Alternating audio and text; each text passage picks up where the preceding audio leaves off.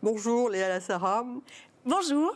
Ravi de vous accueillir et de poursuivre avec vous cette conversation sur le très beau métier de l'hôtellerie-restauration. Puisque vous êtes dirigeante d'un groupe hôtelier, donc vous allez nous en parler bien sûr dans le détail.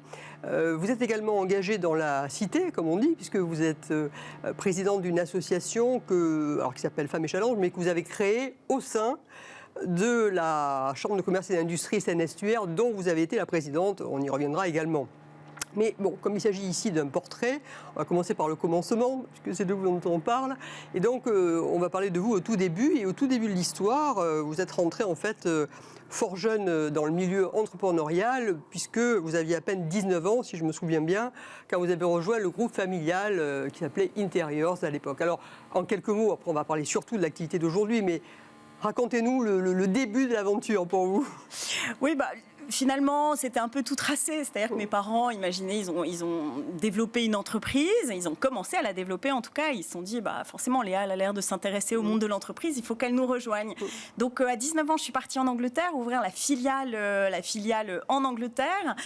Sacrée expérience, c'était passionnant, mais quand vous êtes jeune, que vous avez un niveau bac, en gros, au niveau de l'anglais... Vous avez fait, du coup, quitter l'école de commerce pour pouvoir... Absolument, voilà. En disant, écoute, de toute façon, puisque tu vas travailler avec nous, ça ne sert à rien que tu continues tes études. Donc j'ai arrêté mes études pour les rejoindre et ça a été passionnant. Donc voilà, on monte une filiale. À l'époque, Interiors avait 7 magasins et puis ensuite je rejoins la France, je les rejoins et là je passe par tous les postes. C'était et dans l'éducation et je pense que c'était aussi dans l'envie que j'avais. Donc je sais cirer des meubles, charger des camions, gérer la qualité. Non mais ça manifestement, vous êtes très dans le concret. Voilà, c'est ça. Donc je passe par tous les postes et puis à 30 ans, je prends la direction générale après avoir fait beaucoup d'export, de commercial, je prends la direction générale du groupe et je reste 10 ans. Voilà. Et après, l'histoire s'arrête. Mais alors, l'histoire s'arrête, l'histoire ne fait que commencer, puisqu'il y a une nouvelle histoire qui va s'écrire après. Et la nouvelle histoire va s'écrire alors même que vous aviez déjà investi parce que ce n'était pas de l'hôtellerie-restauration, mais vous aviez investi en achetant, je crois, un hôtel à l'époque à l'Alpe d'Huez, mais vous ne le gériez pas. Alors, et puis, un jour, vous avez décidé finalement que Interiors, c'était votre vie passée en quelque sorte, et que là, vous alliez créer votre propre affaire et que vous alliez avoir... Alors, c'était quoi le déclic pour devenir patronne je crois que hôtellerie-restauration. Petite fille et fille d'entrepreneurs, ils sont partis de zéro, que ce soit mes grands-parents, mes parents. Je pense que j'avais un peu cette graine d'entrepreneur en moi et donc j'avais de plus en plus envie de créer mon entreprise et donc quand j'ai annoncé à mes parents que j'allais créer mon entreprise, ils m'ont dit mais attends, c'est un peu la tienne en fait là. Je dis non, pas tout à fait. Donc je pars. Donc je suis partie, ensuite l'entreprise a été revendue et donc ça a été le déclic de me dire il faut que j'ai envie de devenir entrepreneur. Et je suis partie sans savoir ce que j'allais faire. C'est-à-dire que je gérais une entreprise qui avait 400 personnes en France, 2000 dans le monde, des usines, beaucoup de magasins. Et donc là, je me dis, mais voilà, qu'est-ce que je vais faire ? Qu'est-ce que je vais faire ? Et pendant longtemps, en tout cas des amis, la famille, donc j'ai pris 6 mois où j'ai réfléchi au projet et mon entourage me dit, mais attends, depuis le temps que tu nous dis que tu voudrais faire des restos ou que tu trouves jamais ce que tu veux quand tu es en déplacement ou des hôtels et tout, c'est peut-être le moment. Donc, je me suis lancée dans la restauration.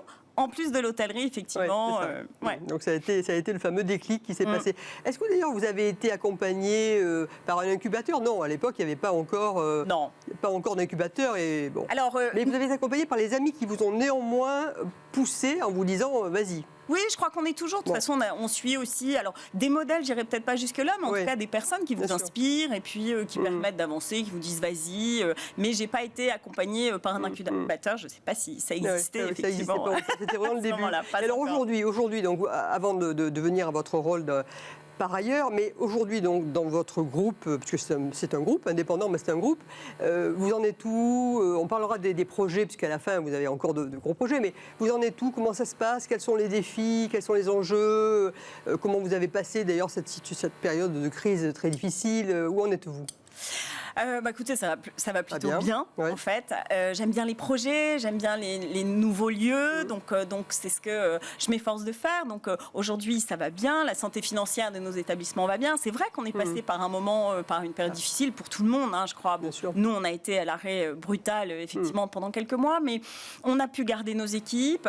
Et donc, c'est reparti. En fait, nos clients, partout dans les hôtels, les restaurants, étaient très contents de retrouver les lieux qu'ils aimaient. Donc, c'est plutôt bien parti avec des équipes qui ont encore plus envie, je dirais, aujourd'hui qu'avant. Donc, tout ça est très positif. Ouais. Et puis, en plus, je vois que vous renouvelez. J'ai lu récemment là, que vous faisiez même une brocante assez régulièrement pour changer la décoration de vos hôtels. Donc, il y avait des ventes.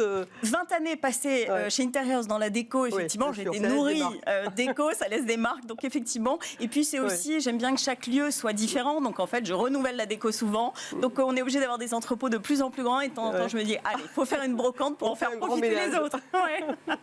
Alors, simultanément à tout ça, vous avez donc, vous êtes investi en devenant présidente de la Chambre de commerce et d'industrie de Seine-Estuaire. Comment ça s'est passé? Comment vous avez trouvé les équipes? Je crois que c'est à ce moment-là que vous avez pris conscience qu'il y avait quand même un plafond de verre, alors que jusque-là, ce n'était pas le cas. Donc, Oui, tout à fait. J'arrive en fin 2016, je deviens présidente de CCI Seine-Estuaire, c'est Le Havre, Honfleur, Deauville, Fécamp, enfin le haut, le bas autour du Havre. Et je deviens présidente. Et là, en fait, je rencontre beaucoup de dirigeants d'entreprises, dirigeants salariés, entrepreneurs, et au bout de quelques semaines, peut-être quelques mois, mais enfin quelques semaines, je crois, je me dis, mais en fait, elles sont où les femmes? Et là, je me renseigne, et bon, bien sûr, je tombe un peu, le mot tomber, il est un peu important, je crois, je tombe sur des stats, et je me dis, ah oui, en fait, on n'est pas très nombreuses à entreprendre, et puis je découvre le plafond de verre. Alors évidemment, j'en avais entendu parler, mais sans vraiment... On n'y croit pas vraiment, forcément. Non, parce que je crois que vous m'avez dit que c'était un peu pareil pour vous. C'était mon cas, à une époque, je ne croyais pas non plus. Voilà, et donc là, je cherche, j'interroge des femmes aussi. Oh oui, mais non, mais tu sais, mais pourquoi moi? Pourquoi je me mettrais en avant? Pourquoi, etc. J'ai d'autres choses à faire, plus importantes, ou j'ose pas, tout ça. Et là, je me dis, Léa, tu es présidente d'une chambre de commerce, bon, tu es une femme, tu es présidente d'une chambre de commerce, et tu es entrepreneur, donc tu dois pouvoir faire quelque chose. Et donc, c'est là que je me dis, il faut que j'aide les femmes à entreprendre plus. Il y a le côté, on en a parlé avec vos invités avant, il y a le côté aider, faire changer les mentalités, mais aussi également dire aux femmes, il faut oser entreprendre, et donc on peut faire quelque chose. Et donc là, je crée à ce moment-là le réseau Femmes et Challenge. Et aujourd'hui, Femmes et Challenge, ça représente combien d'adhérentes? Qu'est-ce que ça a comme résultat? Quand j'ai commencé, je me suis dit, oh là, si on est 100 entrepreneurs, ça va être génial.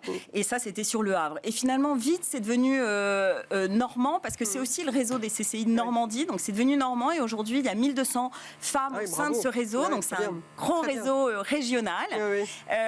Donc, ça bouge bien. On a quelques chiffres aussi. On parle beaucoup de création d'entreprises, par exemple. Et quand on a créé le réseau, on était 8e région sur 12 sur la création d'entreprises. C'était votre ambition, ça, pour les femmes. De faire progresser la région. Aujourd'hui, on est 2e. Donc, c'est pas mal quand même. En 5 ans, on est passé 2e. Non, mais comme quoi, on peut, dès lors qu'on s'en occupe, on peut faire bouger les choses. Bien sûr. Et puis aussi, il y a ce spectre. Il y a bien sûr l'entrepreneuriat par les femmes, c'est-à-dire créer l'entreprise. La dimension de l'entreprise est importante aussi.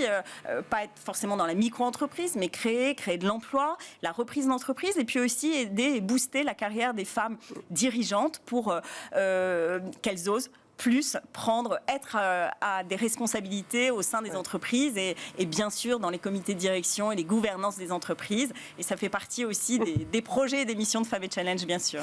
Alors vous ne manquez ni de projets, ni d'envie, ni de chaque fois de décision. Et alors là, vous avez de nouveaux projets. Alors en quelques mots, parce qu'on est près de la fin, mais parlez-nous de vos nouveaux projets, parce que je crois qu'il y a en plus une dimension très importante justement de transmission de savoir qui vous tient à cœur.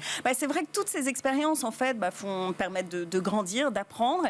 Et en fait, là, je me lance. Bon, je recrée un autre hôtel, un restaurant, mais aussi quelque chose de très différent qui est une première pour moi. C'est que je crée une école qui s'appelle La Grande École, qui va ouvrir... Carrément, La Grande École. C'est ça. Ah oui, il ne faut pas hésiter. Ça n'existait pas, donc on l'a créé. Ça s'appelle La Grande École, dont le siège est basé au Havre et qui va effectivement, vraiment, elle est basée sur le partage d'expériences parce que je pense qu'on ne s'en sert pas assez. Et moi, j'apprends énormément par le partage partage d'expérience. Et donc, sur le partage d'expérience avec des thématiques diverses et variées autour de mon métier, mais pas seulement. Donc, c'est un beau projet qui ouvre en mai prochain et nous sommes sur le projet. Eh bien, écoutez, c'est formidable. Donc, en tout cas, merci pour cet enthousiasme très communicatif. Et puis, évidemment, tous nos vœux de succès, tous mes vœux de succès pour votre nouveau, si beau projet. Mais je suis sûre qu'on entendra parler de vous en des termes encore plus élogieux après. Merci beaucoup. Merci beaucoup, Léa. Merci. Merci à vous. Bien, écoutez, nous sommes arrivés au terme de notre émission. Donc, à nouveau, 3 témoignages très, très toniques. Moi, je ressors chaque fois, et j'espère que c'est pareil pour vous, je ressors chaque fois de cette émission en me disant ô combien les entrepreneurs sont porteurs de solutions, ça on le savait déjà ici, mais sont porteurs d'esprit positif, et ô combien nous en avons besoin. Donc, je vous dis à bientôt.